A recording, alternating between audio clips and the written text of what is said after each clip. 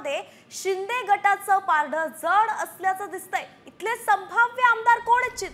तन्मय, अगदी बघूयात। अर्जुन खोतकर, अर्थातच शिंदे गटाचे अर्जुन खोतकर संभाव्य आमदार असणार आहेत।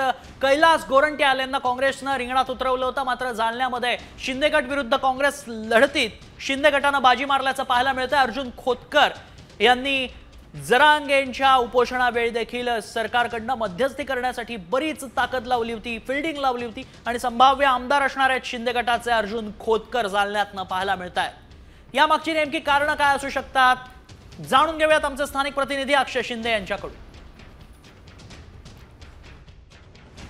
जालना विधानसभा मतदारसंघामध्ये शिवसेनेचे अर्जुन खोतकर आणि काँग्रेसचे कैलास गोरंट्याल यांच्यामध्ये परंपरागत सामना रंगताना पाहायला मिळाला। मात्र या निवडणुकीमध्ये महाविकास आघाडी आणि महायुतीच्या बंडखोरांमुळे चुरस निर्माण झालेली होती। महाविकास आघाडीचे बंडखोर अब्दुल हाफिज आणि महायुतीचे बंडखोर अशोक पांगारकर यांच्यामुळे कुठेतरी मतविभाजनाचा फटका दोन्ही उमेदवारांना बसताना आपल्याला या ठिकाणी पाहायला मिळतो। मात्र काँग्रेसचे बंडखोर उमेदवार अब्दुल हाफिज यांच्या अपक्ष उमेदवारीने काँग्रेसची मतं विभागली जाऊन कुठेतरी त्याचा थेट फटका काँग्रेसचे उमेदवार कैलास गोरंट्याल यांना होताना या ठिकाणी पाहायला मिळतोय। त्यामुळे शिवसेनेचे उमेदवार अर्जुन खोतकर या मतदारसंघातून विजयी होतील अशी शक्यता वर्तवली जात आहे।